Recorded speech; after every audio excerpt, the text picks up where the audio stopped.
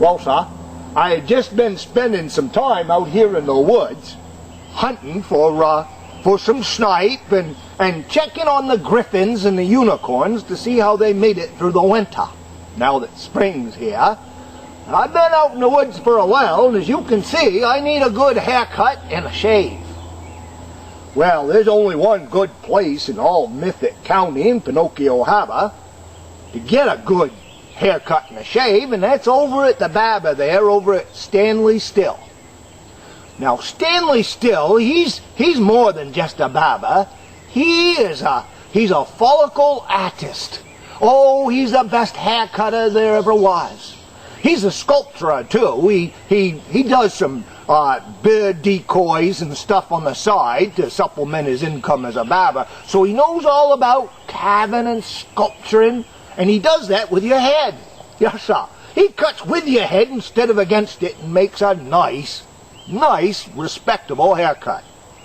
Well, and also people go there, like myself. I'll be going there later on this afternoon to learn a few things, because you see, if you want to learn about anything social in the town of Peanokio Harbor, you want to go to Stanley Still's barber shop. I tell you, the man knows everything. He must be the person that knows everything in the whole world. Well, I mean, to hear him tell you anyway, he does. No, he's not that conceited. He just knows that he knows. So does his customers.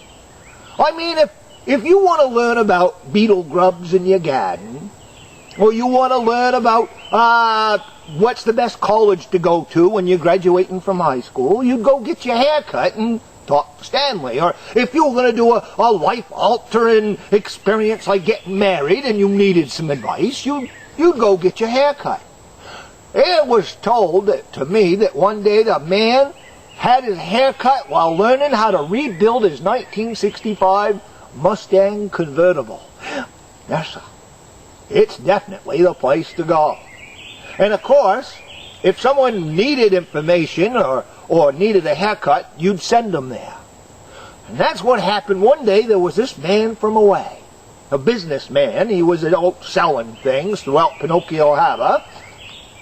He came by and he asked the clerk at the Knot Inn where he was staying. Oh, the Frida and Ty Knot on it. It's a nice little hotel inn. And he asked the man where he'd go to get a haircut. Of course, he said, the only place to go is Stanley Still. So he went and he saw Stanley. He sat down, and of course, not only did he get a good haircut, but he probably learned more than any traveling salesman would ever want to learn about economics, sales management, and motivational speaking. Yes, sir. From a small-town barber, anyway. Well, as he was getting his hair cut, and he was kind of shaking off that cape that he uses, you know, Stanley was telling him about kids today don't have a real good idea of what money's worth, or their own self-worth, for that matter. And he says, to prove the point, he says, I have this boy that comes in every day or so, comes by, and I give him a math lesson. I give him some choices, he says. What I do is I give him the choice between 2 quarters or $1 bill. The boy always makes the wrong choice. He just don't know money for nothing. The stranger said from away. He says, I just can't imagine there'd be any child that'd be that foolish. Oh, yes, sir. Stanley said. He threw open the window. He says, Joey, come here. And sure enough, boy comes through and comes into the barber shop. He says, Joey, I was just telling this man how you like to make good decisions, and I'm going to give you another opportunity today. He says, now, what I want you to do is you can have these 2 quarters or this $1 bill. And the boy didn't even say a word. He grabbed them 2 quarters and out he went. Well, after he got his hair cut, the stranger, he walked down through Peanokio Harbor there, and as he was walking, he saw a boy over there by the ice cream port, sitting on the curb eating an ice cream, licking it. Well, that boy didn't look that dumb. He actually looked sad. So he went up to him and he says, son, in a fatherly tone, I guess, and he says, son, how come you decided on 2 quarters instead of $1 bill? You know, even though 2's more, that $1's worth more.